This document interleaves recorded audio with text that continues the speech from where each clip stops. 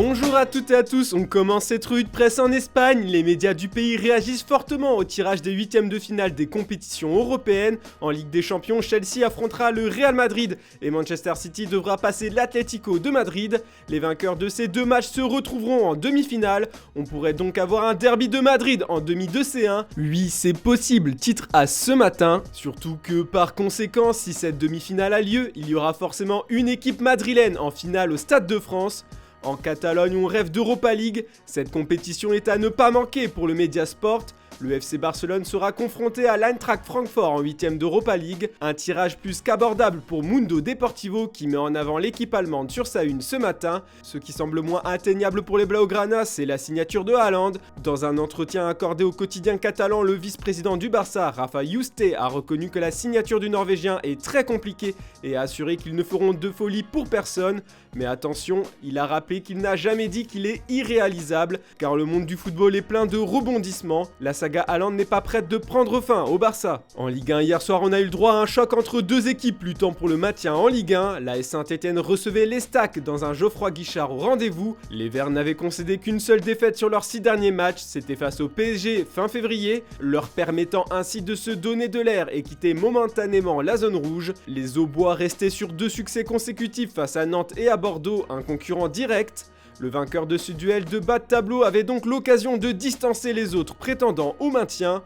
Malheureusement, aucune des deux équipes n'a pris le dessus sur l'autre. Ils se sont quittés sur un match nul à 1 but partout. Les Verts freinés, peut-on lire en première page du Progrès ce matin. Ce soir, on va aussi avoir droit à un duel important, mais cette fois dans la course à l'Europe.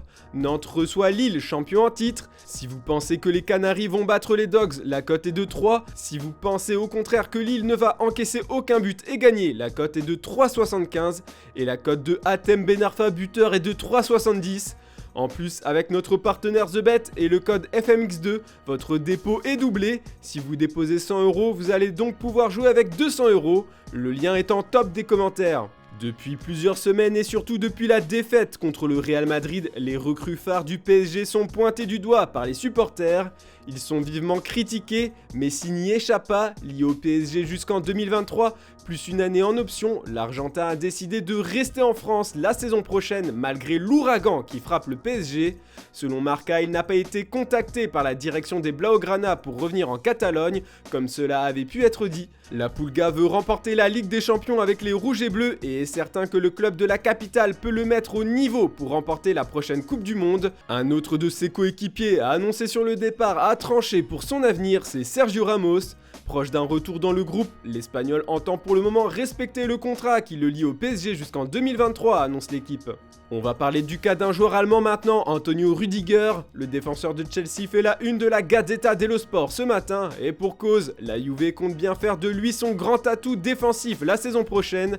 Rüdiger, oui madame, titre le journal au papier rose. Pour rappel, l'Allemand compte bien finir la saison avec les Blues et partir librement où il le souhaite en juin. On apprend que Rüdiger aurait dit oui à la Juve pour les 4 prochaines années. Le défenseur a préféré les couleurs des Bianconeri à celles du Real Madrid et du Bayern Munich. Le contrat que Rüdiger s'apprête à signer s'élèverait à 6,5 millions net par saison.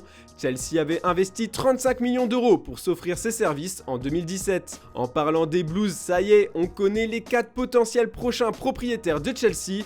Les candidats avaient jusqu'à 22h, heure française, pour déposer leur dossier pour le rachat du club hier. On a d'abord le propriétaire des Dodgers de Los Angeles, Todd Boehly, la famille Rickett, propriétaire des Chicago Cubs, un duo de milliardaires, Lord Coe et Sir Martin Boyton, mais surtout Nick Candy, promoteur immobilier de luxe qui serait prêt à mettre 2,7 milliards d'euros pour acquérir le club londonien, ce dernier est en pole position pour devenir le nouveau patron pour The Sun.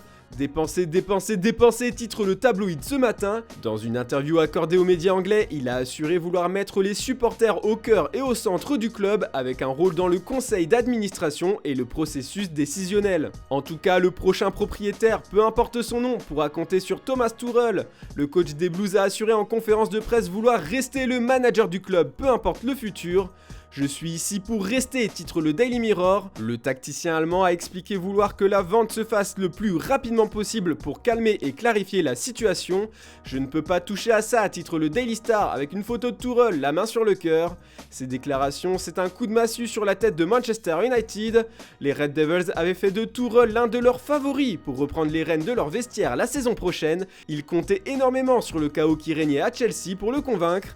Ça botte en touche, s'exclame le Manchester Evening News. Voilà, c'est tout pour ce samedi, on se retrouve comme d'habitude demain pour une nouvelle revue de presse. Bonne journée à toutes et à tous.